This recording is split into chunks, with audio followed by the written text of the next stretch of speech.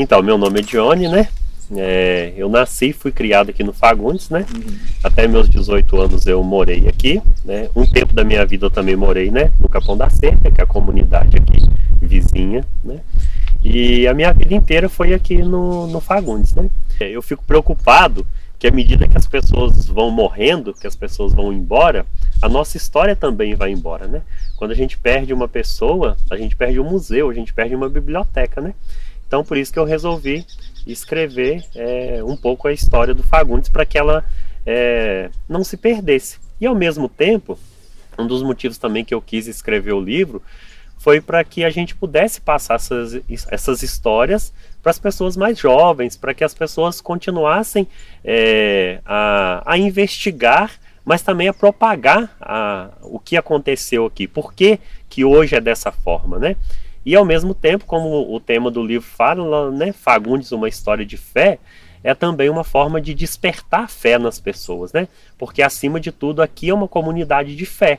E a nossa história, o Fagundes, ele surge muito a partir de um problema que é solucionado através da fé. Segundo consta, né, e isso tudo é através de um relato oral, porque a gente não conseguiu nenhum tipo de documento, a gente conseguiu documentação até uma certa parte da história.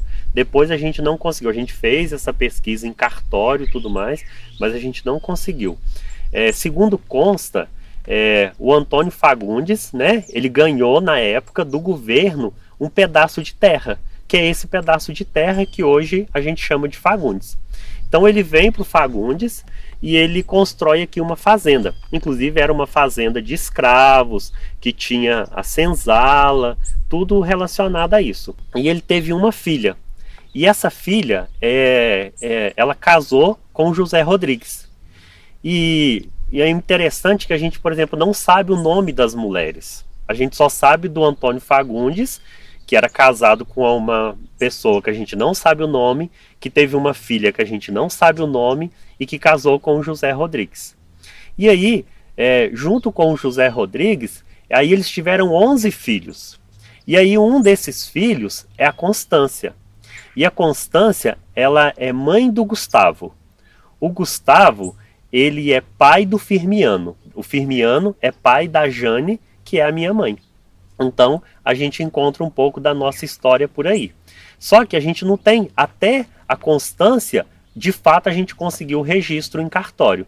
Mas da Constância para cima, a gente não encontrou nada. Somente esse registro das pessoas contarem. Por que ele chamava Antônio Fagundes e a maioria das pessoas aqui assinam Rodrigues, né?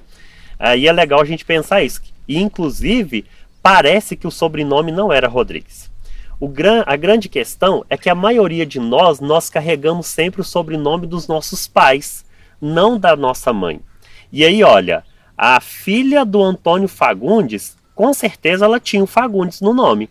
Só que ela casou com o José Rodrigues. E aí todos os filhos herdaram o Rodrigues. E aí o Fagundes se perdeu. Tanto é que eu não conheço ninguém aqui que assina Fagundes. Todas as pessoas assinam Rodrigues. E o mais interessante, que tem um documento de uma escritura que parece que o sobrenome não era Rodrigues, era Ruiz. Que nessa escritura a gente encontra a pessoa do cartório, quando foi passar essa escritura, ele escreveu assim, olha, fulano de tal Rodrigues. E lá embaixo, quando esse fulano de tal foi assinar, ele não assina Rodrigues, ele assina Ruiz. E aí, parece que foi por um erro de cartório que todo mundo começou a assinar depois disso Rodrigues. Mas parece que antes o sobrenome era Ruiz. O Antônio Fagundes, ele vem para cá, na casa dele, né? Tinha uma ermida, que era uma pequena capela dentro da própria fazenda, que era dedicada a Santo Antônio, por causa do nome dele. E aí muitas pessoas até se perguntam, né? Mas de onde que surge São Roque, né? O Fagundes, ele tinha uma grande questão, né? Muitas pessoas aqui sofriam da lepra, que hoje a gente chama de hanseníase, mas que em época todo mundo chamava de lepra. Então muitas pessoas aqui sofriam da lepra. E aí as pessoas não sabiam como se curar. Imagine isso, né? Como que era o recurso médico para cuidar disso antigamente. E aí as pessoas não tinham muito ao que recorrer, não tinha como ir num médico direito, nem tinha um médico direito, não tinha tratamento direito. A gente tem até alguns registros, eu inclusive tenho alguns familiares já, mais na década de 60, 70, que eles vão para Ubá, porque lá em Ubá é que tinha um leprosário, que era o lugar onde se cuidava das pessoas que tinham a hanseníase. Mas a maioria das pessoas, antes, elas ficavam aqui no Fagundes. E aí até que surgiu a questão de São Roque. São Roque é o protetor das pessoas que têm algum tipo de problema na pele, algum tipo de ferida. O José Francisco, ele teve uma ideia, né? Que era a ideia de construir uma capela dedicada a São Roque. E dizem que a partir da construção dessa capela, a maioria das pessoas se curaram. Essa capela que a gente vê aqui hoje, ela já é a terceira capela. Foi construída uma primeira, né, com o José Francisco, que teve essa iniciativa, só que ela ficou pequena. E aí, eles tiveram que construir uma segunda capela. E aí construíram essa segunda capela, aumentaram essa pequena capela que tinha. Mesmo assim, depois ela ficou pequena novamente, né, porque a população foi crescendo. E atualmente a gente tem essa capela que é onde comporta, né, a população atual e é onde acontecem as celebrações aqui. A comunidade ela ficou muito tempo carregando esse estigma e ela ficou durante um tempo mesmo isolada. E até interessante a gente pensar que algumas casas que a gente ia e que a pessoa tinha hanseníase, então ela tinha o copo, o prato, o garfo dela, ela tinha isso como um utensílio separado. A cadeira que ela se sentava, só ela se sentava. Porque a própria pessoa que tinha hanseníase tinha medo de passar para outras pessoas. E quem não tinha também tinha medo de pegar. Eu tinha um tio, inclusive, ele era surdo-mudo, né? E era muito interessante que quando ele chegava na casa de uma pessoa e alguém mandava ele sentar, ele não sentava no local da cadeira. Ele virava a cadeira e sentava meio que ali no pé da cadeira ali, porque ele tinha medo de passar hanseníase para outras pessoas. E eu lembro perfeitamente dele fazer isso. Isso ele morreu nos anos 90, né? E ele ainda carregava esse medo de um dia, quem sabe, passar isso para outras pessoas. Por exemplo, quando uma casa que tinha uma pessoa com hanseníase, se essa pessoa morresse, essa casa era abandonada, muitas vezes queimada, porque as pessoas tinham esse medo de se contaminarem. Na época da lepra, quem vinha celebrar de vez em quando, né, era o Padre Avelino, que foi o primeiro pároco da paróquia de Antônio Carlos. Então ele é que vinha de vez em quando celebrar a missa aqui no Fagundes, né, que é o que as pessoas contam, né. Depois, durante muito tempo, né, foi atendido, né, pelo Padre José Anísio, né, que as pessoas têm muitas lembranças dele na comunidade, né. O Padre José Anísio, nesse tempo, né, ele ficou um tempo grande em Antônio Carlos, então teve pessoas que ele batizou e casou a pessoa, né, diante desse longo período que ele esteve na paróquia, né. Então ele também atendia aqui, depois o Padre José Evangelista, depois o Padre Geraldino, e aí sucessivamente, né. Padre Jucimar, que inclusive foi um grande incentivador para que eu escrevesse o livro, né. Ele foi uma pessoa que colaborou muito, né, a gente tentar registros na paróquia, na arquidiocese dessas histórias, né, e atualmente quem atende a comunidade aqui é o Padre Daniel, que é o atual pároco, né, da paróquia. Tem uma história muito interessante aqui na comunidade, que é a história de Nossa Senhora da Consolação.